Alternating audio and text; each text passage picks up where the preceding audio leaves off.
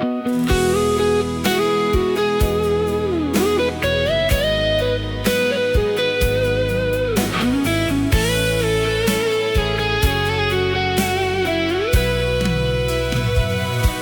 ងដឹងថាបងតែងតែធ្វើឲ្យអូនឈឺចាប់ឈឺស្ទើររស់ស្ទើរស្លាប់ក៏ព្រោះបងមានអ្នកថ្មីពីពេលនេះតើបងសូមសន្យាថានឹងមើលថែថ្លៃតែយើងអាចត្រូវគ្នាវិញបានទេមនុស្សពីរនាក់ស្រឡាញ់គ្នាយូរទៅគង់តែអស់ចិត្តដោយសារតែមានអ្នកថ្មីធ្វើឲ្យយើងឆ្លោះគ្នាជារៀងរាល់ថ្ងៃឆ្លោះយូរទៅគង់ប្រែជាអ្នកដទៃអ្វីៗក៏ត្រូវបញ្ចប់ដោយសារតែបងជាមនុស្សសាវ៉ាច្រឡំដៃឆាតទៅអូនច្រឡំថាយើងជាសង្សារ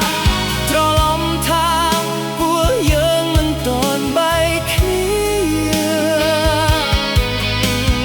ឲ្យអរបងសុំទោសណាពុំងារដែលចូលចិត្តទៅរំខានអូន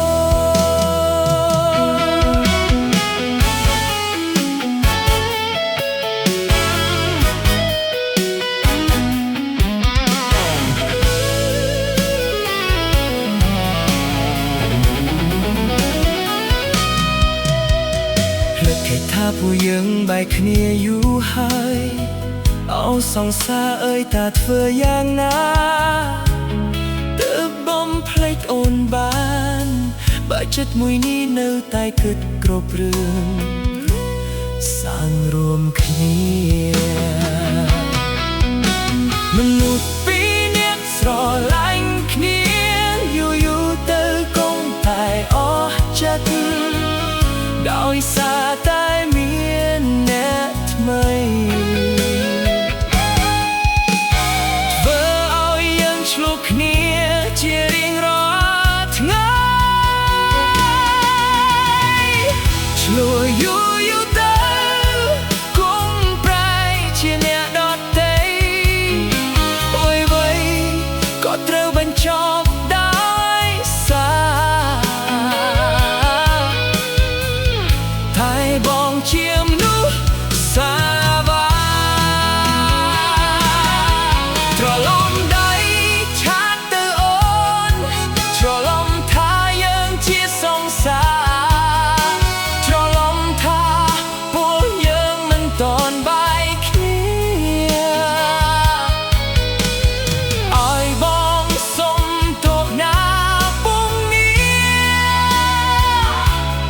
ដែលចូលចិត្តទៅរំខានអូនបងដឹងថាបងតែងតែធ្វើឲ្យអូនឈឺចាប់ឈឺស្ទើររស់ស្ទើរស្លាប់ក៏ព្រោះអូនមានអ្នកថ្មីពីពេលនេះទៅបងសូមសន្យាថានឹងមើលថែថ្លៃតែយើងអាចត្រូវគ្នាវិញ